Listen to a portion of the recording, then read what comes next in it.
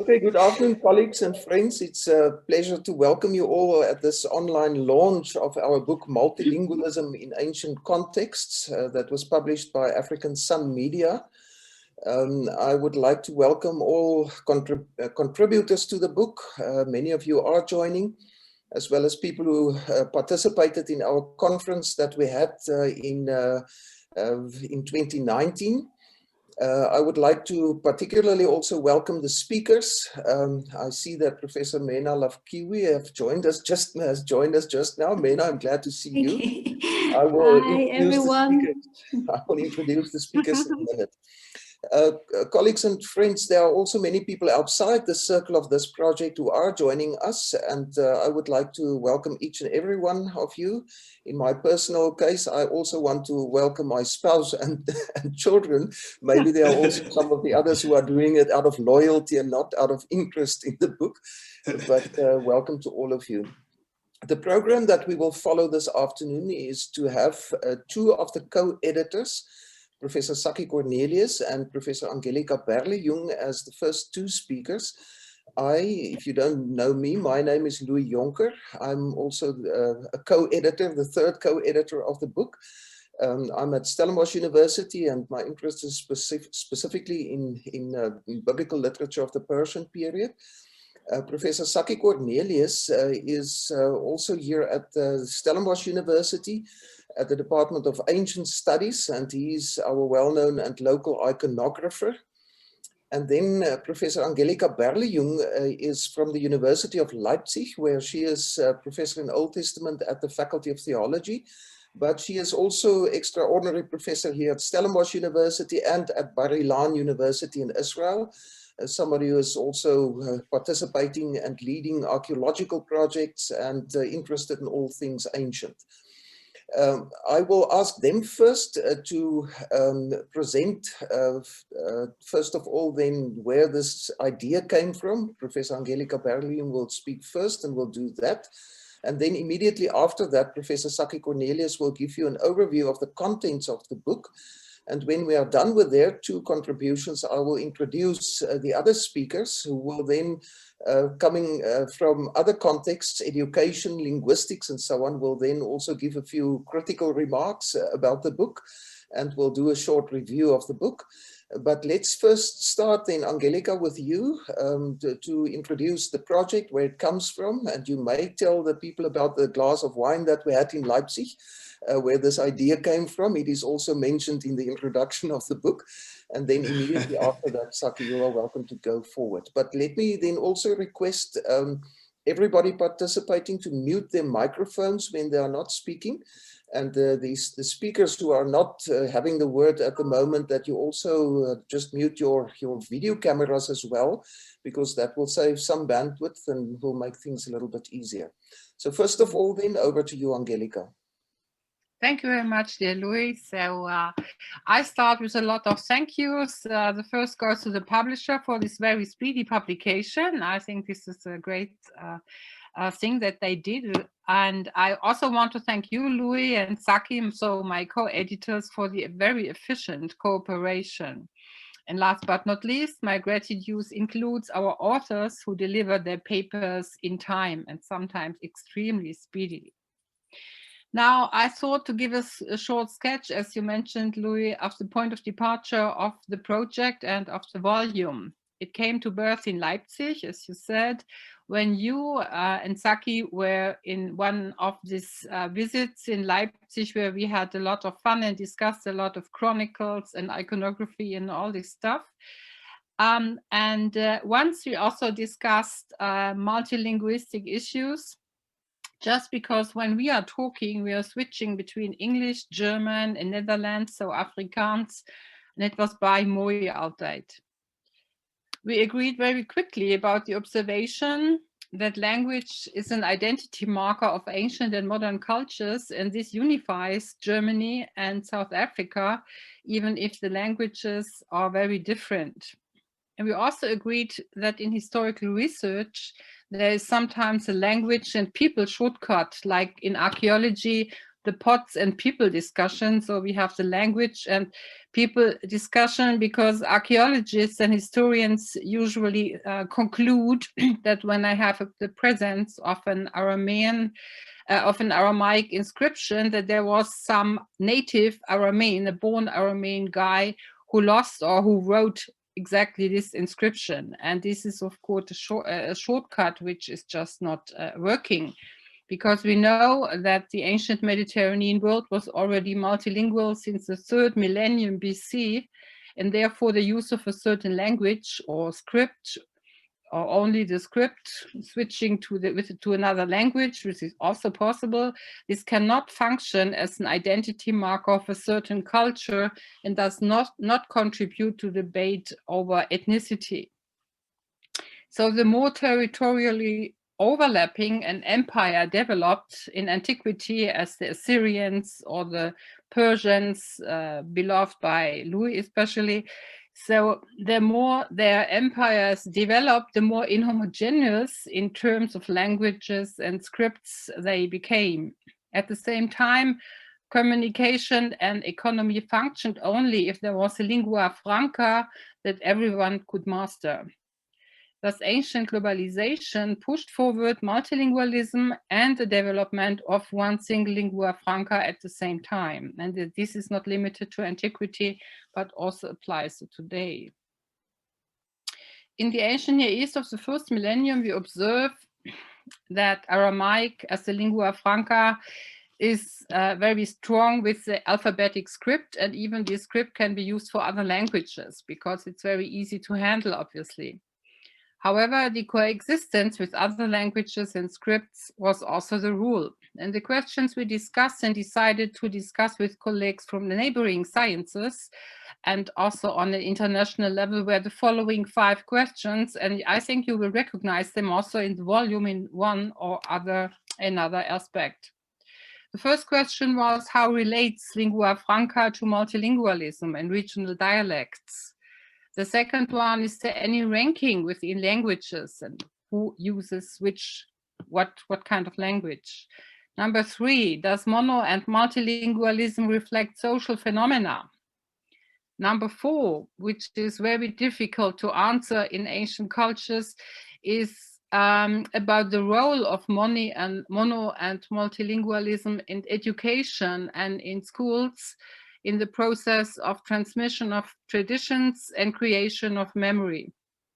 Difficult to handle because we do not know exactly if there were schools in the pre-Hellenistic period. And number 5, last one and not the easiest one, to what extent is one's own identity construct affected by multi or monolingualism? That is, what really distinguishes a multilinguistic from a monolinguistic identity?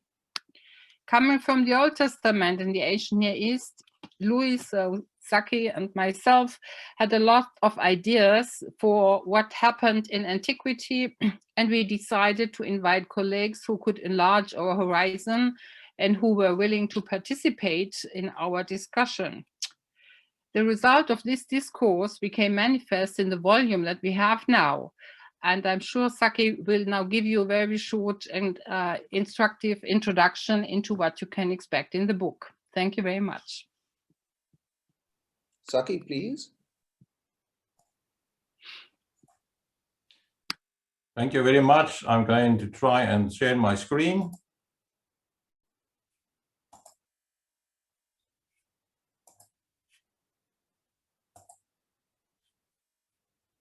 And I trust you can see it. Yes, we can. Thank you very much, Louis. Baie dankie. Inkosi kakulu, shukran, toda. Merci vielmal. Ladies and gentlemen, I'm showing you the, I think, already familiar cover or title page of the volume, and then an overview of the contents. I have the whole story on one screen, and I hope it is visible enough. But I think you will notice that there are 16 chapters, and there are 7 parts. Now, 7 is, of course, perfect, because that is the magical number indicating totality. These are the different sections, and I'm just going to read them quickly. Introduction, Anatolia and Levant, Mesopotamia, Achaemenid Persia, Roman and early Christian contexts, beyond the ancient context, and last but not least, engagement and synthesis. Now, I have here for you a map, and I bring the map because in the book, we move through different regions. And you will see that I'm going to move here from Anatolia, the Levant, Syro-Palestine, over to Mesopotamia, to Persia, and then also the Roman world, and then comes the beyond. And the chapters are arranged according to these geographical areas. And there are, of course, also different languages. I'm just listing some of them. In the West, we have Latin, we have Greek. And when we go to the East, you will see Luvian, Ugaritic, Aramaic, Phoenician, Hebrew, Akkadian, Sumerian, and finally, for Louis, Persian. Now, I now want to turn to the chapters and take it in smaller parts. We first have the introduction by the editors. I hope you've read the introduction. Yes, Louis, you mentioned it. I still don't know why I got coffee and not wine, but that's for later. And then we have the first chapter by our project leader, one of the project leaders, Angelika Berljung, and she gives us a broad overview of multilingualism. And I think she already said a theoretical framework defining central concepts like language identity, and then with specific studies from the ancient world. Then we move on to the next section, Anatolia Levant, with 5 chapters. The first one is by Herbert Nier, the Ugarit Fundi, and discusses the language in Ugarit, where not only this indigenous Ugaritic was used, but 5 scripts, 9 languages, which included Egyptian hieroglyphs, Akkadian, Luvian, Cypro-Minoan, Phoenician, just to mention a few. And of course, Ugaritic was the vernacular used for cultic texts, but also Akkadian as the lingua franca for international affairs. Now then we come to Saki Cornelius. He knows more about pictures than languages, but on visible multilingualism in Anatolia Levant first millennia. Unfortunately, I could only include very few pictures in my article. But I argue that when you study multilingualism, especially bilingual and trilingual inscriptions, the visible evidence should also be taken note of, because the medium is the message. Aspects like materiality, monumentality, but also the context where these inscriptions were placed and where they functioned. Then we go on to Laura Gunnerman on hieroglyphs on Egyptian amulets from Iron Age Southern Levant. Now, the outsiders, when you struggle with all these dates or chronology, ask later. But she indicates the linguistic contact between Egypt and the region of the Southern Levant. And then we have Felix Hagemeyer, discussing the many languages of the southern coastal plain of the Southern Levant. And it is a reconstruction of the regional development of multilingualism and multiculturalism in cities like Ashkelon and Ashdod. And then we have Gideon Kotze. He's our textual criticism and especially lamentations guy on multilingual context of early Judaism with lamentations as a case study. He focuses on this discipline we call textual criticism, but also argues the larger cultural, intellectual, and language environment should be taken cognizance of. Now we go to Mesopotamia, Iraq, and cuneiform, of course, and there we have 2 chapters. Renata van Dijk Coombs on the use of Sumerian and Akkadian with regard to the elite in the Akkadian Empire, which was the first empire in history, but a very multicultural one and one of the earliest examples of language ideology. And then we have Karen Gardner, an Assyriologist on diglossia and Akkadian and Aramaic in the new Assyrian Empire.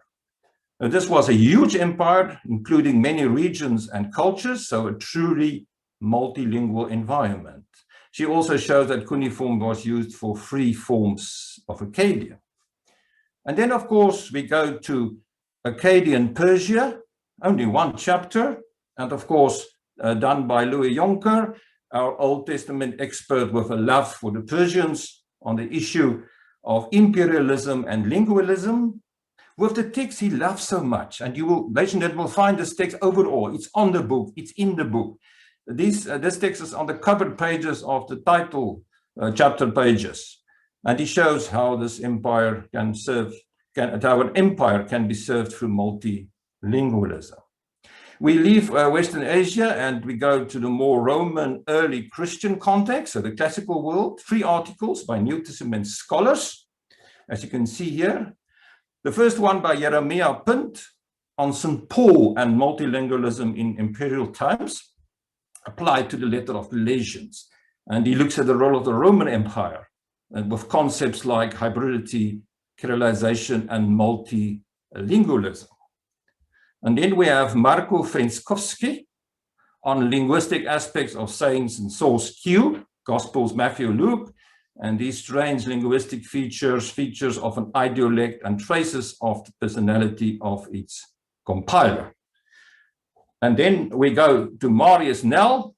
Marius, I see you are number 13 on the Gospel of St. Matthew and multilingualism. And maybe Jesus was multilingual, not only using Aramaic, but also some knowledge of Greek, Hebrew, and maybe even Latin. But of course, the linguistic evidence could also be interpreted as being additions through the tradition. We then sort of leave this ancient context and we move to a different world beyond the ancient, with contributions by 2 theologians, Roderick Bart on languages of emotion from the perspective of philosophy, history of emotions, and the role of languages and cultures in shaping emotional life. And then we have Alexander Dich on multilinguality and the celebration of Christian worship. And there I learned that in contrast to the original, more general multilinguality of Christian worship, that in Nazi Germany, there was a construction of a more monolingual Christian liturgy. And the final part is engagement and synthesis with our linguist, education expert, Mobulengeni Madiba, beyond ancient multilingualism, building a bridge towards critical engagement with linguists and educationists on this matter of multilingualism and exploring the implication of the present study on ancient context for modern day debates. But I think we shall say more on this. Now, it's not my task to evaluate these contributions, and I really hope I have not mispresented what the authors tried to say. The matter is, of course, more complex, but ladies and gentlemen, I think now that you have seen the movie, now you can read the book. Thank you very much. Thank you very much, Saki. As you can see, he's the images guy. He can't talk without pictures. I like that Jonker guy. I should get that as my profile pic. I think that's a good representation. Thank you very much, Saki, for the effort that you put in your preparations as well. We want to go over to a next phase of this launch then, and we advertised that 3 people will speak. Professor first of all, Professor Rosa Marie Beck, who is also a social linguist from the University of Leipzig, and presently also Dean of her faculty. Now, she unfortunately is at the moment involved in a meeting of the Alexander von Humboldt Stiftung in Bonn, a selection meeting, and it is continuing longer than what was expected. She will probably join us later, but if not, she was supposed to tell us a little bit of her experience of the conference that we had in 2019. And if anybody else who attended that conference want to make a later comment on the exchange that we had also in between the different disciplines, then you are welcome to do so later in her stead. But then I would like to introduce 2 further people. The first one is Professor Mena Lavkiwi, who is also one of the participants in our conference in September 2019. Now, she is research director at the French National Center for Scientific Research and professor of Berber linguistics at the School for Advanced Studies in the Social Sciences in Paris, France. So occupying sort of two positions. And again, my apologies. She prefers to be introduced as Professor Mena B. Love-Kiwi. And here in the South African context, the B often falls out. So my apologies again for that, Mena. And then after her will speak Professor Mbulungeni Madiba. You have heard already that he is Professor in Linguistic Education and presently also Dean of the Faculty of Education at Stellenbosch University. And he, as a linguist and an educationist, attended our conference and made a contribution, an own paper also in September 2019. But we've asked him then as a final chapter to our book to critically engage with the papers and to provide some sort of a synthesis. So I would like to invite these two speakers, first Professor Mena Love-Kiwi, and then after her immediately then Professor Mbulungeni Madiba to give a reflection, a review of the book as you feel comfortable with. Okay, thank you, Louis. It is my great honor to be here this evening to launch the book Multilingualism in Ancient Contexts, Perspectives from Ancient Near Eastern and Early Christian Contexts, edited by Louis Juncker, as you know already, Angelika Berlium and Isaac Cornelius, and which is published by African Sun Media. The present volume stands out not only because of the high quality of the contributions it contains, but also because the data and findings presented capture essential aspects of multilingualism through an ancient historical lens, a perspective which, to my knowledge, is innovative as well as thought-provoking.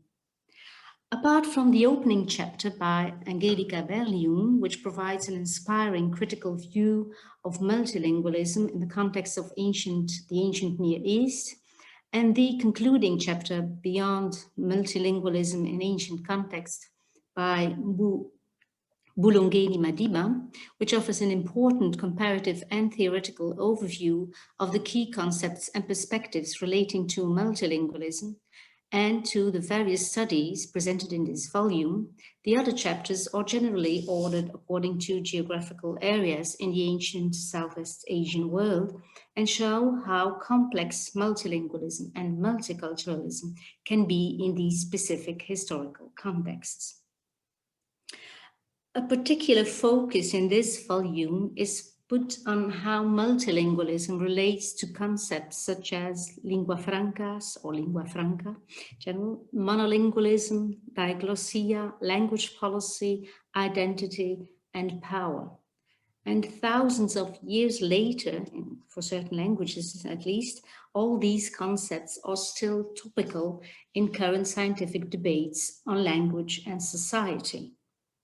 As rightly pointed out by Mbulungeni Madiba in his concluding chapter, a more dynamic and practice-oriented approach of language and society, including postmodern concepts such as translanguaging, for instance, could be useful for a better understanding of the complex multilingual and multicultural relationships examined in the various historical contexts presented in this fascinating volume. Consequently, adopting more practice-oriented, also called user-based approaches to the study of ancient texts would significantly contribute to the theorizing of key concepts such as language and society and their intricate relationship by building bridges between practices instantiated in ancient contexts and those pertaining to more contemporary contexts. A good example of the importance of a critical approach to the study of ancient languages and cultures is provided in the excellent study of Angelika Berlium on language choice and identity performance in written sources from the ancient Near East, wherein Aramaic played a crucial role. I quote here the following lines from page 9. Thus, The use of the Aramaic language and script was extremely widespread and not limited to a single culture, identity, ethnicity, or even political entity. The use of Aramaic script was not even necessarily limited to the Aramaic language. In sum, Aramaic challenges any ideas about an essentialist link between language, script, identity, and ethnicity. It provides good arguments for not drawing sharp boundaries between languages. End of quote. So it may be important for future research on multilingualism to shed more light on the way interlocutors or participants or interactants jointly create language and cultural norms and accommodations, and accordingly, in more contemporary contexts, on how these language practices instantiate what is called vernacular globalization, so in line with Appadurai and late Blommaert. Therefore, language is not only a way of performing culture, but is fundamentally performative of culture. It is part of the interactive activities composing both traditional and or ancient and contemporary culture, which is dialogically and constantly contextualized and recontextualized as soon as one interacts. So this book, according to me, beautifully illustrates this, so what I just said, and it shows how profoundly and essentially heteroglossic human communication is, and how adopting the heteroglossic and dynamic viewpoint of studying the connection between language, identity, and power, even in ancient contexts, offers promising perspectives for future research into philology. Considering the depth of knowledge and careful consideration of various multilingual texts and contexts examined within this beautiful book, I congratulate all contributors, editors, and publisher with this wonderful publication. So I tried to be very short, Louis. I hope it's not too short anyway. That's it. Thank you very much for your... I hope I wasn't too short. It was perfect. Thank you very much, Mena. Okay. Now, Professor Mbulungeni Madiba, but before you speak, Mbulu, a very interesting question already came in from one of the attendees, and I would like to put it here. If you want to already attend to the question, otherwise you can also later on in the discussion time. No, I'm addressing this to Mbulu, Mena. Okay, okay. The question, Mbulu, is can one of you shed some light on the language exchange between the Middle East with specific reference to the Mapungubwe kingdom? Knowing that you already have done quite a lot of work on metrolingualism and so on at Mapungubwe, Mbulu, maybe you would like to say a few words about that as well. You can choose whether you do it now or later in the discussion, but over to you, Mbulu.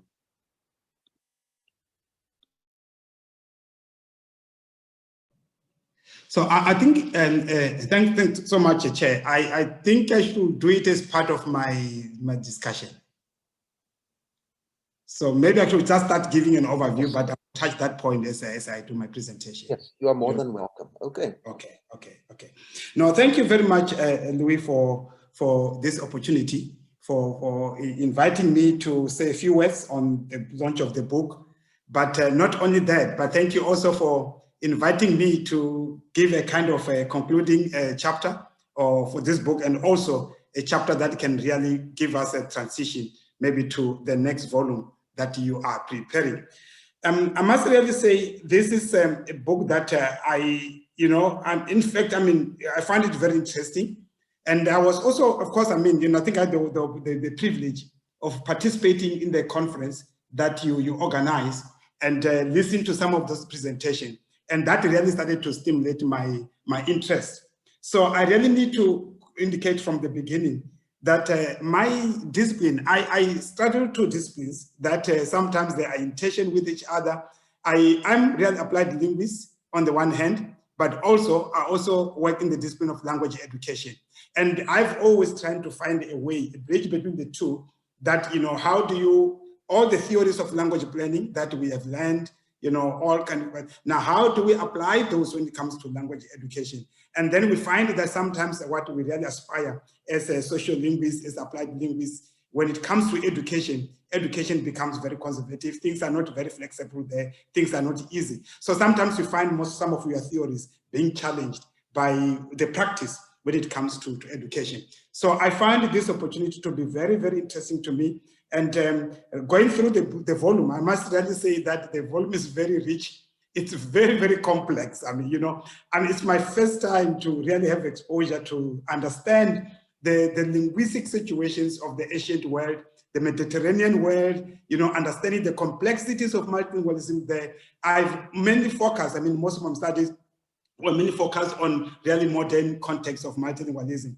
Except that, of course, that part of my Pungu, that I would say a bit of it, which also really came as a result of inclusive when I'm trying to understand that if we talk about multilingualism, what does the concept of multilingualism mean, the conception of multilingualism? And besides that, now, why do we have a problem? What are the challenges there? And one of the issues that I come up with, you can see in my chapter, I decided to frame it along certain themes. And those themes to me were kind of questions that came up as I was going through this manuscript, trying to check some of the things. And then the first thing that really struck me is the whole notion of language, which as an applied linguist at the moment, we know that there are so many questions on the construct of language. What do we understand by language? What is language? What is that? So as I was reading this book, one of the things really was trying to understand the conception of language by different authors. What is their understanding? What's their view? How do they frame language in their different chapters?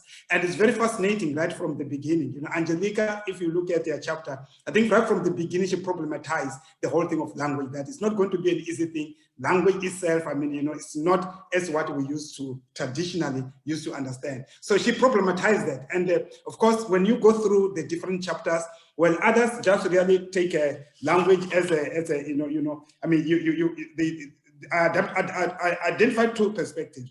That there are those that you see from the book that they've adopted structuralist perspective. That means now the concept of language here is just really regarded language as real, language as separate and discrete entity that can be named and that can be counted. So that's why we can talk about the name different from language, Akkadian, Aramaic, Hebrew, Greek, Egyptian, and Latin. So if you just mention these names, it looks like this a construct that one can clearly identify. But when one gets into the book, you realize that what we understand as language is very, very complex because there's a lot of hybridity. There's a lot of fluidity there. I mean, ugerati, mixing, so there's a whole lot of fluidity there. Some languages appear in certain artifacts, you know, in a very mixed way. So, which you can see from the ancient world, that the notion of language as we understand now, the notion of language as a separate and distinct entities, the situation there was very complex and was very fluid. And this really relates to what I think the questions that we are dealing with at the moment, that because of the urbanization, you know, because of mobility, because of all these kind of changes that are happening, again, things are becoming very complex. It's no longer clear, this language is no longer a clear cut, it's no longer a bounded thing that you can say it starts from here and end there. So I just checked then, I think, I found some of the authors really were influenced by the code ideology.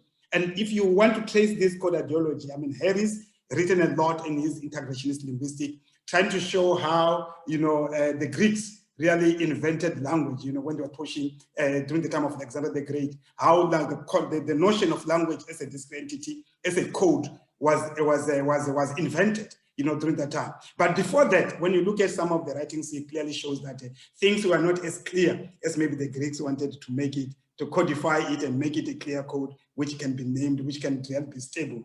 Things were very, very fluid there. So you can go and read. I mean, there are lots of literatures now that are challenging the idea of language as a separate and discrete entity.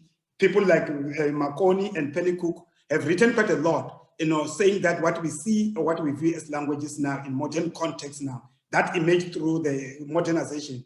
These are inventions, these are things that have been invented, but not naturally that will exist. So if you read there, you will see I mean, even the chapters, if you go through those chapters trying to understand what are the author's view of language, you'll see that they really share different understandings of language. And then this brings us to the whole conception of multilingualism. You know, what do we understand by multilingualism? Now, again, our shift in understanding the construct of language also affect our understanding of multilingualism. If you share the view, the notion structuralist view, that language is a discrete and separate, or it's an autonomous system, you know, that means now we can say now multilingualism will mean that is the order, that's the way of this repetition of monolingualism. Those who speak, who are multilingual, will say they are monolinguals, they speak one discrete entity, but they could be multiplied, duplicated, and so on and so on. So that whole conception, when you look at the ancient world, it's not that is not what multilingualism implied there. Things were very fluid, as I said. I mean, language, 7 languages, 9 languages spoken, maybe several scripts. So there was a lot of intersectionalities there. And that also influenced, I think, the point that Angelica mentioned, the issues of identity, that even identities were fluid. You know, it was not like you will have one language and map it with identity. You know, the indexicalities among people were totally different. So the identities were very fluid and were always shifting. So then I said they are those who try to define multilingualism in their chapters, in their works. But then again, we really need to come to the term that what are the kind of ideologies that really influence them, which brings us to language ideology. So the authors themselves, I think their work, if you read the chapters, also reflect some of the language ideologies which they share. And of course, those like Angelica, as I said, who criticize that, you know, the kind of some of the traditional structuralist notion of language. So you can really read some of those things.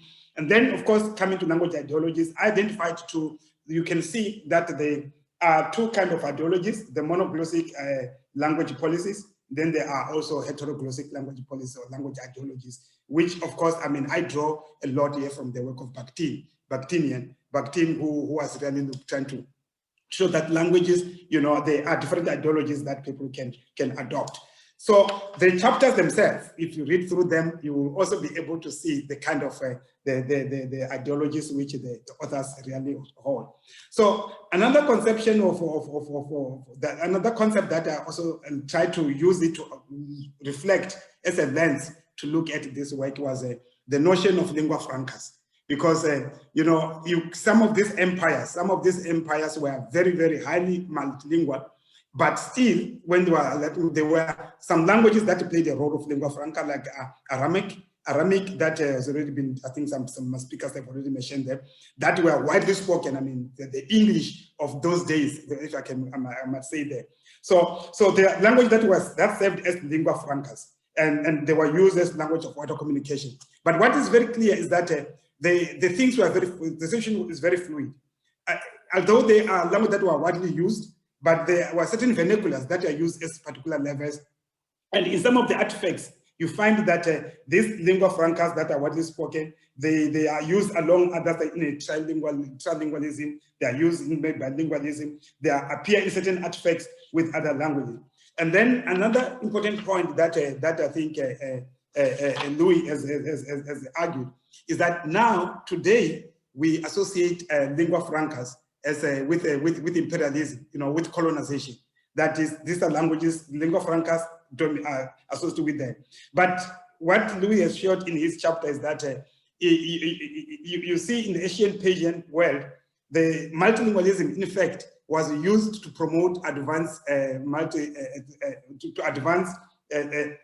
imperialism rather than lingua francas. So, which is a very, very interesting view. So I won't go deeper into that. So that means now we really need to look at today when we talk about lingua francas, what do we mean is going forward.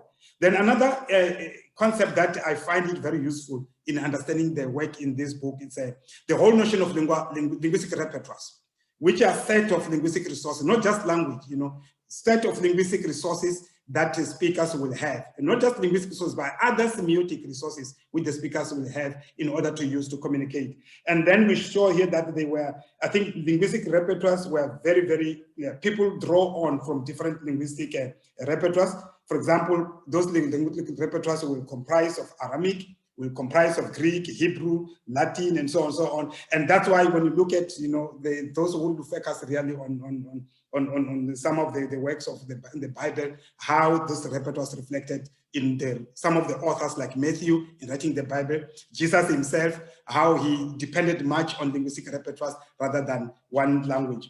So, which is very, very important for us now, because in multilingual situation, we know that it is not really so much the question of language alone, it is linguistic repertoires. Now, if I can just give a comment, of course, on the question that was raised on Mapungubwe. Again, when one looks at Mapungubwe, it was not just one language. Mapungubwe, there were several other languages. There was Sotho there, it was whole mixture. Swahili, also a bit of Swahili was spoken there. And I got interested to Mapungubwe because I was tracking the origin of the Chivenda language, which is my language, which I finally realized that Chivenda is spoken today. It's a translingual language. It's a language that transcended most of the language that is Sotho. There were Sotho elements there. It has got grammar that can be affiliated to the north. That is Shona there. Then I found a lot of Swahili words in Chivenda language. So, which like Aramic, I can also say that Aramic was a translingual language. Chivenda also, it was a translingual language because of the linguistic context. So, in our language planning studies now, we in South Africa, people like Makalela, Leketi Makalela, they is introduced a very interesting notion of Ubuntu language planning. Ubuntu language planning, that in multilingual context, for example, in Africa, languages really are not they don't stand alone. They link to each other. Like Ubuntu, I am what I am because of you, because of who you are. The same thing, the language is a language because of other languages. So languages always exist in linguistic repertoires, and the speakers themselves also use them as the linguistic repertoires and so on. So I won't labor much on that. So Mapungubwe, what the linguistic situation there, the Venda language is standing today. I'm telling you, I can show you if I've got time, the songs that comes from the north, the vocabulary that comes from the south, and then the lot of words that comes from Kiswahili. Then, so that means the language itself, people there depended much on linguistic repertoires, not on language. So, and then the other thing that I cited there is also the issue of language practice, language policy or language choices versus language practice.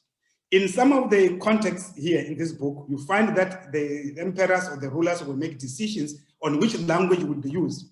But when you look at the practice, what comes in the visible multilingualism, you find the practice is different, which is the same today. That some of the policies that we put on paper is not really what the lived experience of most of the people. So I won't go deeper into that, you will just look at that and so on. But it's very interesting to see the tension between language policy as text or as codified by the rulers and what is really implemented in practice. So then, of course, the final question was trying to say, what lesson do we learn from this going forward, especially now putting on my hat as a language education scholar. Now, what lesson do we draw for going forward? Because I think that's what the next volume will focus on. So if the lessons that we draw on here, if you look at Egyptian, what happened in Egypt, at that time, there was medicine, there was science, there were maths that was taught. And when one look at the literature, you find that those languages were taught in translingually. They draw on from Aramic. They also draw on from Egyptian. They also draw from other languages that were spoken in that particular area that were used there. So much of education also depended on linguistic repertoire than just one language. So going forward, that I put a proposal that I think the future for us is translingual. Translingual, that means now we really need to, if we are thinking of education in a multilingual context, we will really need to depend much on translingualism rather than, depending on one national language. The national language as emerged in Europe, that is not going to work in multilingual context. So I think we will still need to find that how do we really promote translingualism. And there are two concepts there that I put forward: translanguaging, which is a concept that originated in Wales and then was popularized by many other scholars like Baker, like Garcia, which clearly shows that multilingual people their linguistic repertoires, they draw on from different linguistic repertoires. They are not really monolinguals. Multilingual people always draw from different linguistic resources or semiotic resources in making meaning. Some are linguistic, some of those resources are not linguistic. And then you've got a concept that I also brought in there, metrolingualism, by people like Penny Cook, who are looking at the place, multilingualism and the place. And in this case, they were focusing much in language practices in urban areas and how people use language in a very fluid way, in a very, sometimes they can say it's mixed, but it's not mixed, it's just dynamism, it's heterogeneous ways of using language and making meaning out of that. So I think going forward, my proposal was that I think we will really need to look at translingual theories, translanguaging, when we look at education in that volume, how that can be incorporated. I mean, I'm saying this, of course, at the very right time that even universities like Stellenbosch, as we are today now, we are busy working on the issue of the language policy. But again, what are the ideologies? What are the underlying ideologies that really underpin our notions, our construct of language, our understanding of multilingualism, and so on? So I think I should stop there, Chair, because I think I've said enough. Mbulu, thank you very much. I mean, that was a valuable input. Thank you for your engagement also with us and for pointing out that we also reveal our own ideologies in the way in which we presented our chapters in the book. So I think that is excellent that you did that. Let me also at this point say that that was the value of our interaction at the conference that we had in 2019. I would like to just also give you a list of other scholars from the variety of linguistic fields who participated. And as Mbulu has indicated, we hope that there will be a second volume also following it up from the side of linguistics and education. But just a list of other people who participated was then Dr. Alexander Andrason from Stellenbosch University, Professor Rosemarie Beck, as I've indicated. She was supposed also to speak here, but I see she has not joined us as yet, of the University of Leipzig. Professor Harold Klaassen, he's of the Potsdam Research Institute for Multilingualism and working particularly more from the side of psycholingualism. And then Professor Rufus Gous, a lexicographer of Stellenbosch University, Dr. Anita Jonker, who is also in applied linguistics at Stellenbosch University, Professor Mena B. Lavkiwi, you have heard her already, she participated also in the conference, Professor Madiba, as you've heard. Then also Dr. Francisca Netter, she was also presenting something on multilingualism in Egypt. Now, initially, we also thought of including a section on Egypt because when Hellenism came also to Egypt, when we know that Egypt was also a sort of a prime example of multilingualism, and she made a valuable contribution also at our conference. And then Dr. Christina Paas-Keiser, also from University of Leipzig, Professor Karen Ratner, now she was in our book, and then Professor Anatolie Rachkochkin from the Friedrich Alexander University in Erlangen-Nuremberg, Professor Julia Ricard-Brede from the University of Passau participated, Professor Tobias Schroedler, who is also affiliated to the education faculty here in Stellenbosch. He's presently at the University of Duisburg in Essen. And then Professor Christa van der Walt, who is also working on multilingual education and presently also Vice Dean at the Faculty of Education here in Stellenbosch. So those were the people speaking to one another. And I can simply also witness from my side how fruitful that discussion was. When we working in ancient studies or studying ancient contexts came to this idea, as you have heard from Professor Berlejung, our idea was actually also to try to step back from present day discussions and to confirm that all the power plays and so on that we see in the discussions on language today in different contexts, also in South Africa and specifically here on the Stellenbosch campus, that those are informed also by ideologies, identities, and so on. And we wanted simply to say that to focus on ancient contexts, it can help us to step back a little bit and see what those fights were already ancient fights, and we can learn also from those for our own contributions in present-day discussions.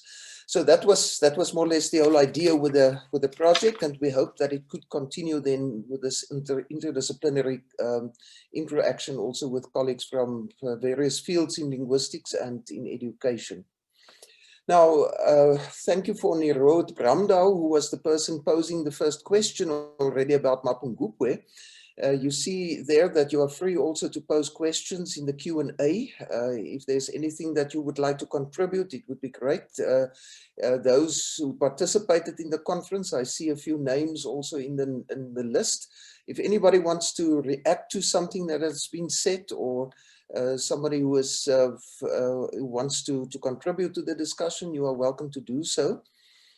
In the meantime, while you are maybe formulating your question and typing it into the Q&A box, I would like to do a few words of thanks. First of all, to the publisher, African Sun Media, with Wikus van Zyl, who is not only behind the steering wheel of the publisher, but also behind our Zoom meeting tonight. Wikus is an excellent manager there, and he was from the start also positive about our project. Wikus, thank you also for facilitating the peer reviewing processes, which were so valuable, which gave us feedback and which in the end contributed surely also to the better quality of our project. In fact, it was the peer reviewers who also suggested that we should include a synthesis chapter, and that is why we invited Mbulu Madiba also to do that, because we know that there was nobody else who was so well suited for the task. And so Mbulu, your inclusion was in fact also something that we got as a tip from our peer reviewers. And then I would like to sing the praises of a person called Davida van Zyl. She's always behind the scenes, but she was the one who technically also facilitated this process. We were in constant interaction also in the past few weeks, and finishing the manuscript and ironing everything out and putting the index also in place and so on. Davida, you are an excellent person to work with, and I would like to say thank you again. I've done so in writing, but I would like to put that on record also here, that you did an excellent job of this publication. And when you, the participants, have a copy in hand, that you should also spare a thought for Davida, who really did an excellent job here. Then I would like to give acknowledgement also to the funding that we have received for this project. Initially, for the conference that we held in September 2019, we got funding from the Alexander von Humboldt Stiftung in Bonn. Now, both Professor Saki Cornelius and I are Humboldt fellows, and Professor Angelika Berlejung is somebody who has acted as host for numerous Humboldt fellows in Germany already. Professor Christa van der Walt from the education faculty was also part of our application process there. She's also a Humboldt fellow. And we would like to acknowledge also the funding that we got for the initial conference, where this book project was in a certain sense also born. But then furthermore, for the actual publication, we received from Subcommittee A, the Research Committee of Stellenbosch University, funding, for substantial funding also for the publication. And because I can tell you that after we received your final bill this afternoon, we even received also further assistance from the office of Professor Eugene Klute, the Vice Rector for Research and Innovation at the university. So I would like to particularly thank also the Research Division and Professor Eugene Klute in his capacity as Vice Rector, who really invested also in this project. And we are sure that it will carry the fruit that we want to see from it. Because I don't know whether you want to say a word at this point. You are behind the scenes, but if you want to say a word or two, you are more than welcome. Prof. Jonker, thank you so much. It's been such a privilege to be involved in this process, this publication. I'm very proud that we could be associated. Thank you to all the panelists and the editors who are present tonight. I trust you'll enjoy this engagement on the manuscript. And I also posted on the chat where the book will be available afterwards. And the launch is also streamed via Facebook Live, and it will be available on YouTube as well. Thank you so much, and enjoy the rest of the launch. Thank you, Vikas. I appreciate your words. May I just make sure from you who is having your hands and fingers on the controls, those who are participating as attendees, can they only participate through the Q&A, or is there also a possibility that they can unmute their mics and also ask a question in person?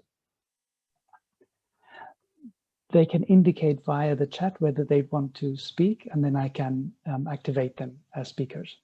Okay, thanks for that. That will at least ensure that not everybody will do that simultaneously. I see a question there from Sanet de Jager. Thank you, Sanet, for opening the floor. I'm going to read it.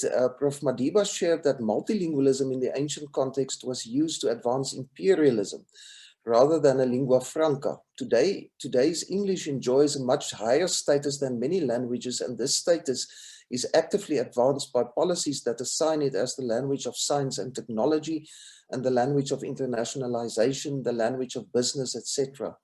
What can we learn from ancient contexts about language status, and how can we transfer that knowledge to the modern context to aid in reaching the multilingual ideal? Now, maybe I should start off. Mbulu, you are welcome to also respond to this, but because this comes a little bit out of my own contribution in the book. Please do. Yeah, okay. Yeah, but please feel welcome also after I've spoken to say a few words if you want to.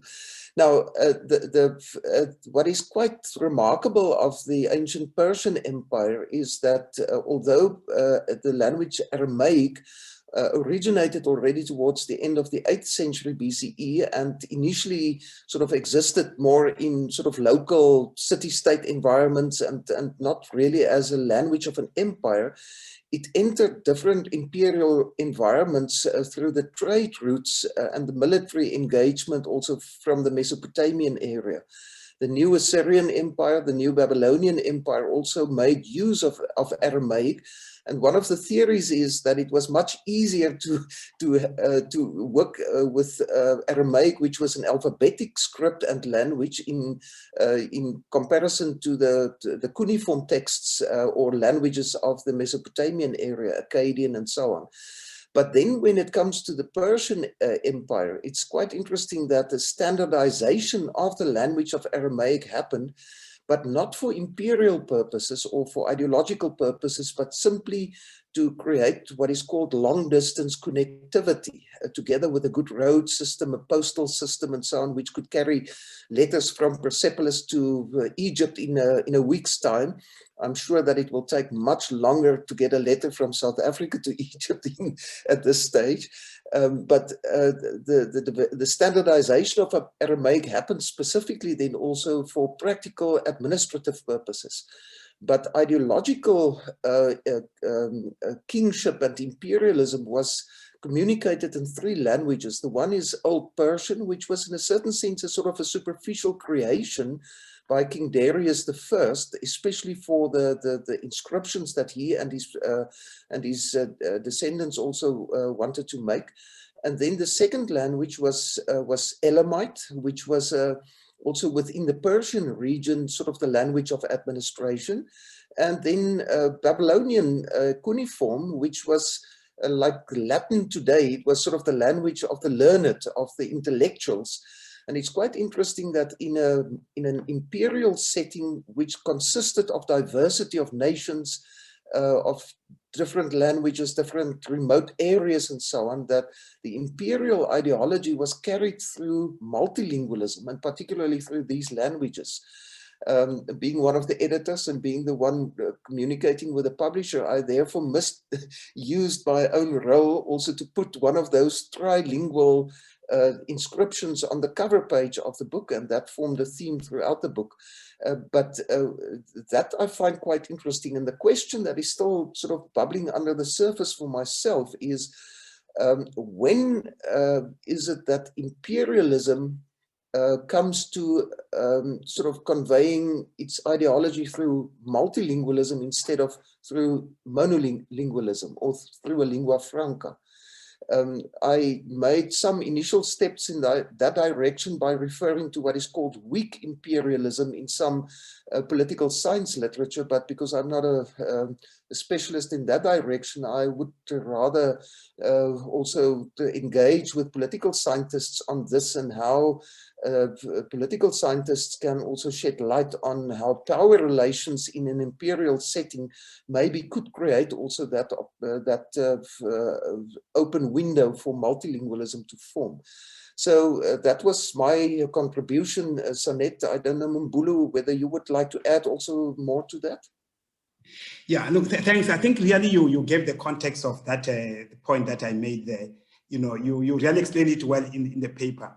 But I think to me, you know, because I tried also to reflect on this and trying to understand, was it just because of it was an imperial ideology, or all what this means is that, you know, if you have got a lingua franca, which is not really widely spread or widely known by the speakers of the language.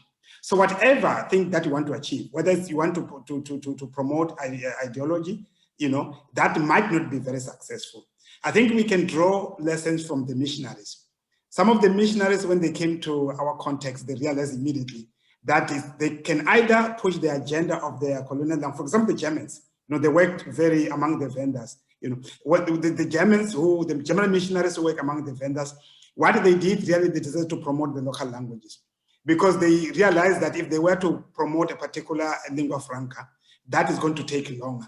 So I think to me, what this shows that, you know, the multilingualism, well, it can be very effective, whatever. I mean, it depends whether you want to promote science, you want to promote, I mean, what you are saying, technology and so on. If we want to spread this quickly and to be able to give access people to that knowledge, I think that notion that, you know, you need to, can only be, these things can be learned through English, it's a bit of a fallacy. But if you can really allow people to access this, you know, but there would be different lessons, like I think Louis have indicated that, you know, Aramic was used for international, I mean, the international trades at other levels. But when it comes to where this knowledge matters much, the ideology, the imperial ideology matters much, it was implemented through the languages of the people. So I think, for example, if we value technology, if we value science, all those to me, I think, can be more accessible by the languages of the people or the linguistic resources which people really use in their daily life. Mm-hmm. Thanks, Mbulu. And it seems to me that Nero Bramdal also wants to follow up on the Mapungubwe question and bring our inputs together. He says, or she, sorry, I don't know your gender. I agree with you, Professor Jonker, in the case of Mapungubwe. Was it not more for trade and economics rather than imperialism? That the imperial imperatives come after when we enter the age of colonialism and conversion. And so, Mbulu, that's something that you should respond to. Yeah, look, I mean, you see, in Mapungubwe, there was no need. You see, the need for a common language, that, of course, I mean, it's really a colonial invasion where communication has to occur, to happen through one particular language. But I mean, if you look at the context of Mapungubwe of that time, there was no one particular language which was said this is the official language. So I would, you know, there are scholars like Fadon, you know, Fennes, who says the lingua franca. In fact, when we talk about lingua franca in Africa, multilingualism, it's the lingua franca. The use of these various languages and so on. So I mean, there was, as I said, there was the Shona was there. I mean, not even Shona, because Shona didn't exist by then. But what we regard now as Shona element, the Sutu Tswana was there. So all this language that we name them now, but that time they were not really regarded by name as such. People were able to use all those different varieties and so on. It's only now, after the colonial occupation, that you know, a colonial language, a lingua franca, or Afrikaans or English was really put into place. But in Mapungubwe, when you look at what is there, I mean, I infer this from the Venda language, the songs. When I sing the songs, there's a lot of mixers. I mean, the Shona words are there, the songs, I mean, the whole is fluidity within those languages. And those people really never needed any language. And in fact, we always say now in theory, the emergence of Chivenda as a language has really emerged. It emerged from Mapungubwe, not it didn't came as, it was not like a language problem, but it emerged there as we know the language today. So it was the colonial language, of course, was put there for ideology, but multilingualism was there for communication and for other functions here. Thanks, Bulu, and let me also say that I am now aware of the fact, Nirod, I've met you. You are the managing director of African Sun Media, so I am feeling very pleased that you are taking such an interest in our publication and also in the issue that is discussed here. So thank you very much for your questions. While you are talking about Mapungubwe, I was thinking about Herbert Neer's contribution on Ugarit. Now, Herbert, I don't want to put you on the spot. I see that you are online here and don't want to put you on the spot, but if you feel also to make some contributions, I mean, the Mapungubwe context and the Ugarit context, I don't want to just simply put them alongside one another, but it seems to me that there are some similarities. Could you maybe also from your contribution say something about the issue of imperialism and multilingualism, in particularly in Ugarit? I know that you have written also a little bit about that. Or am I putting you too much on the spot now? Can you hear me? Yes, we can hear you. Yeah, thanks. Thank you so much. Thank you so much. Well, speaking about Ugarit means speaking about the late Bronze Age in northern Syria. And Ugarit depended on the one hand on the Egyptian Empire. It belonged to the Pharaonic Empire for about a century, and afterwards it turned to the Hittite great empire founded by Shupal-Yuma I. And in both cases, the connecting languages between Egypt and Ugarit and the Hittites and Ugarit was Akkadian. So it was neither Egyptian, it was nor Hittite, it was a different language, Akkadian, because this was the lingua franca of the late Bronze Age in the ancient Near East in the 2nd millennium BC. So lingua franca on the one hand and political domination on the other hand were not identical in the sense that Egyptian imposed their language or the Hittites imposed their language. Hittite and Egyptian were never spoken or written in Ugarit, only Akkadian. Thanks, Herbert. That's for your contribution, and people will certainly go and read also your contribution in the book. I would like to steer the discussion also a little bit in the direction of the New Testament world, the early Christian context, and Jeremy and Marko Frenchkovsky will know that I'm heading towards them now. Unfortunately, Marius Nel, who has written the 3rd chapter on the early Christian context, can't attend tonight. He apologized for he's having another function tonight. But I don't know whether Marko and Jeremy, whether you would like to say a few words about the Greek-Roman context, and particularly also Mbulu mentioned that maybe Jesus was even a multilingual. Is that not what we should do in our language debate, to ask what would Jesus do or something like that? Louis, I can maybe make a comment or two. I can see, let me see if I can switch my my video on. It doesn't, I do not seem to have that. Think you have access to that. That we can hear you, and it's on purpose that we don't want to see you. I've especially not put my pajamas on, you know, so not to embarrass you. Now, what I just wanted to say, Louis, in terms of the New Testament context, and it links up very well with the earlier comments, also the discussion about empire, was that and I have to admit, my understanding of empire comes more from a kind of a post-colonial perspective. But in the case of the Roman Empire, I think we have a very good example of a hegemonic situation. So an empire, but based on hegemony, and the understanding of hegemony is not a forceful subordination of subalterns, but rather promoting a kind of a system where people become part of the system. And the Romans, of course, we know were good at it by having client kings. It was also a useful way of divide and rule and blaming others for whatever they wanted to accomplish. But fact of the matter is that they involved locals, local elites mostly, and so people became part of the system. And I think we see something of this reflected also in the New Testament, where even New Testament authors are at times not taking a stand against empire. As a matter of fact, taking a very positive stand for empire, and even asking the recipients of documents in the New Testament to honor the emperor, and talking about the emperor as having been appointed by God, and a language of that nature.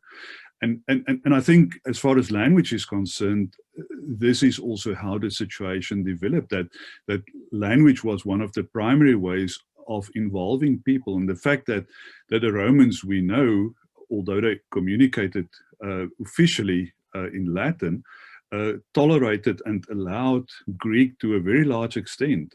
So we've got also bilingual and sometimes multilingual inscriptions from the Roman period.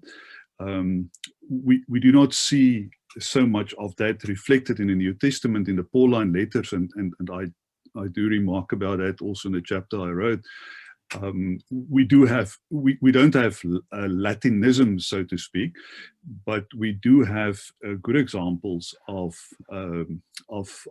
indications that there was a Latin influence in the turns of phrase used, for example, by Paul, by certain references and so forth. But I think in terms of understanding how empire functioned, the fact that it included people, and the fact that the Romans included the lingua franca of the day, which was not their language, it was Greek, I think is good testimony to how the empire functioned. And maybe just to link up with another element, we don't have so much evidence of that in the New Testament, but it comes through in places in terms of the terminology which is used, is the fact that that empire, of course, it not only existed as a hegemonic concept, but it also operated unlike the way that we talk about politics today, in the sense that economics was very much part of empire, cultural patterns, the way in which people live, the style they build their houses, the communities in which they function. All of those elements were part of the imperial thrust, so to speak. So I think also then when we talk about language in imperial times, I think the accommodation of multiple languages and the phenomenon of multilingualism fits that sort of understanding of empire as a hegemonic venture. Thanks, Jeremy. Yeah, that gives also quite interesting comparative stuff. I mean, when I always think that the Greeks were to blame for monolingualism and for associating it with imperialism, but it seems that the Romans were even sort of following suit there. I am going to just emphasize that Marco Frankowski's chapter is about the Q source. Now, for those who don't know what that is, it is a sort of a saying source, as it is indicated, a source of literature which is, in a certain sense, theoretically reconstructed from the three synoptic gospels in the New Testament. And the assumption is that this source contains sort of a collection of the sayings of Jesus, or of many of the sayings. And Marco also made quite an interesting analysis of the language used there and so on. And so if you want to know more about that kind of usage, then Marco says that you should go and read his chapter. So please do so. Let me invite anybody else who is a contributor in the book first, if anyone wants to make a contribution. And then those who didn't contribute to the book, there are quite a number of people attending who were not a part of this project from the start, and who are showing their interest in the book. So if you want to make a contribution or ask a question, just put your name in the Q&A and we can give you the mic as well.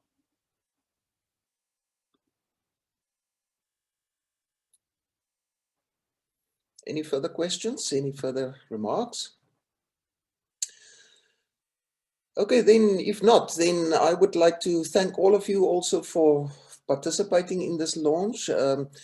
For Angelica and Saki, it was a pleasure to do this with you, and it's for me something special also to have the first copy. It's the proof copy, but to have it in my hand.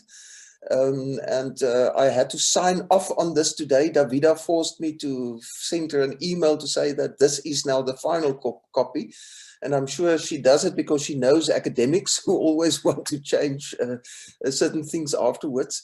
It's a pleasure to have the book available, and we sincerely hope that it will contribute to our own fields in ancient and early Christian studies, but that it will also make some sort of a contribution in contemporary debates on multilingualism, on monolingualism, on lingua francas, on the relationship with power and ideology and identity. And if so, then we will be glad that we could participate in this. So thank you very much to everybody. Angelica and Saki, I don't know whether any one of you want to add anything more at the end.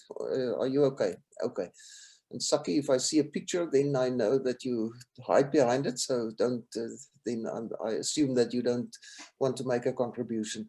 Okay, to all the attendees then, thank you very much. And we, of course, recommend that you buy the book because that will also do us good, and African Sun Media as well.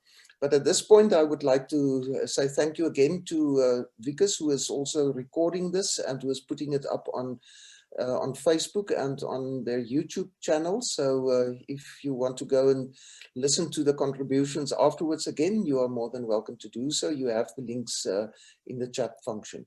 So thanks to Mena, thanks to Mbulu, thanks to Saki, Angelica, and all other participants, and thanks to Vikas and Davida. And I say goodbye with that. Oh, thank you very much.